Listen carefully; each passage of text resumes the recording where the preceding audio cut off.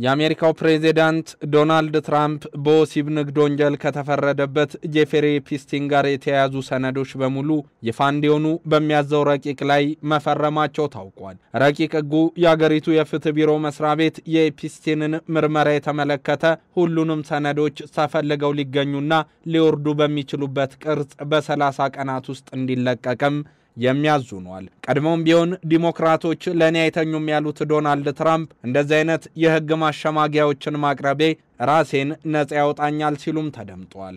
ትራምፕ ከዚህ ቀደም የሰነዶቹ መለቀቅ ሲቃወሙ የነበረ ቢሆንም ከኤፕስቲን ተጎጂዎችና ተወካዮች ከሆኑት ሪፐብሊካን ፓርቲ አባላት በደረሰባቸው ግፊት ምክንያት ባለፈው ሳምንት አቋማቸውን ቀይረው ታይተዋል።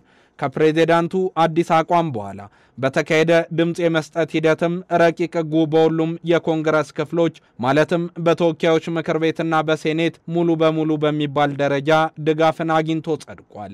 ትራምፕም በግል የማህበራዊ ሚዲያ ገጻቸው ላይ ጉዳዩን አጀንዳ ያደረጉትን ዲሞክራቶች ሲከሱና ሲወቅሱ ታይተዋል። አዎ ዲሞክራቶች ይህንን ጉዳይ በማንሳት የህዝቡን ትኩረት የትራምፕ አስተዳደር ካገኛቸው ስኬቶች ዞር ለማድረግ እየሞከሩ መሆኑን በማንሳት ባጭሩ ፖለቲካዊ ሸፍጥ ሲሉ ገልጸውታል። ምናልባትም ስለነዚህ ዲሞክራቶች ያለው እውነትና ከጄፍሪ ኤፕስቲን ጋር የነበራቸው ትስስርም በቅርቡ ይጋለጣል። ምክንያቱም የኤፕስቲንን ሰነዶች እንዲለቀቁ የሚያስችለው ረቂቅ ሕግ ላይ ፈርም ያለው ሲሉም ተደምጧል። እነዚህ ሰነዶች ይፋ እንዲወጡ ለማድረግ ጉዳዩን በኮንግረስ በኩል ድምጽ እንዲሰጥበት ማድረግ ግዴታ ባይሆንም ፕሬዝዳንቱ ራሳቸው የፍትህ መስሪያ ቤቶች ሁሉ መረጃዎችን እንዲለቁም ትዕዛዝ መስጠት ቢችሉም ይህንን ከማድረጋቸው በፊት ግን ፊርማቸውን ማኖር ፈልገዋል።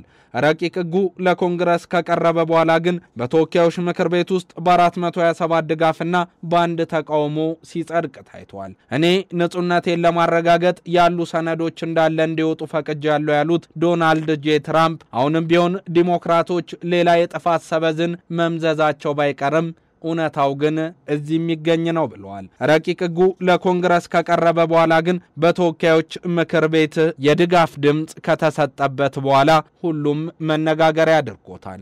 አሁን የሚለቀቁት መዝገቦች ባለፈው ሳምንት ከኤፕስቲን ወራሾች ተገኝተው በኮንግረስ ከተለቀቀው የ20 ገጽ ሰነድ የተለዩ ስለመሆናቸውም ተነግሯል። ባለፈው ሳምንት ከተለቀቁት ሰነዶች ውስጥ የተወሰኑት በቀጥታ ፕሬዝዳንት ትራምፕን የሚጠቅሱም ሆነው ተገኝተዋል። በአውሮፓውያኑ 2018 በተላከና ስለ ትራምፕ በተጻፈ አንድ መልእክት ላይ ኤፕስቲን እርሱን ማውረድ የሚችለው ብቸኛው ሰው እኔ ነኝ፣ እንዲሁም ዶናልድ ምን ያህል ቆሻሻ እንደሆነ አውቃለሁ ማለቱ የባለፈው ሳምንት ሰነዶቹ ያሳያሉ።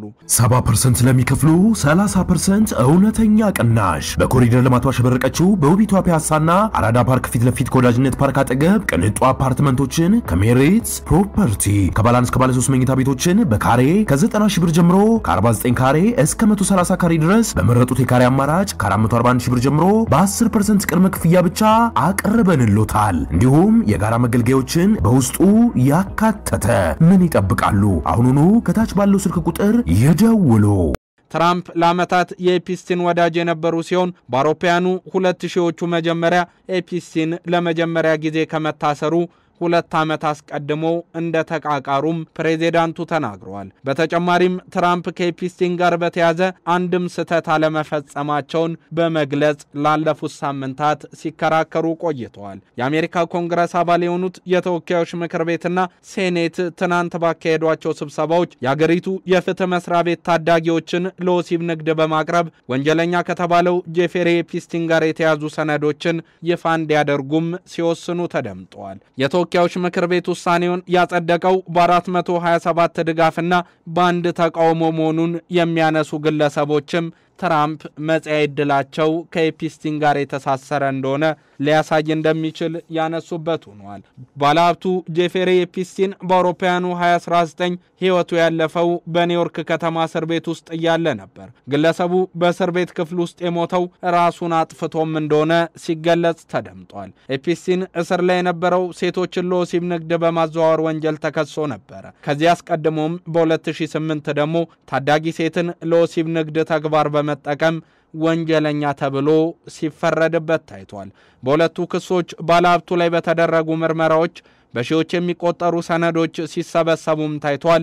ከሰነዶች ውስጥ ከተጎጂዎችና አማኞች ጋር የተደረጉና በጽሑፍ የሰፈሩ ቃለ መጠይቆችም ይገኙበታል። ባለፈው ሳምንት ከ20 ገጽ በላይ ብዛት ያለውና ትራምፕ የተጠቀሱበት የኤፕስቲን ሰነድ ታዲያ ይፋ መደረጉን ተከትሎ ፕሬዚዳንቱ በድጋሚ ስማቸው ከግለሰቡ ጋር ሲነሳ ሰንብቷል። ከዚህ በፊት የነበራቸውን መከራከሪያ የማቁመው እኔ በእርግጥም ጥፋተኛ ነህ ተብዬ የምታሰብ ከሆነ ፍርዴን ልቀበል እወዳለሁና ሁሉም ፋይሎች ይመረመሩ ዘንድ ውሳኔን አሳልፌያለሁ ብለዋል። ሰነዶቹን ይፋ ለማድረግ ድምጽ በተሰጠበት ወቅትም ብቸኛ ተቃዋሚ የነበሩት ሪፐብሊካኑ ክሌን ሂንግስ ብቻ ነበሩ።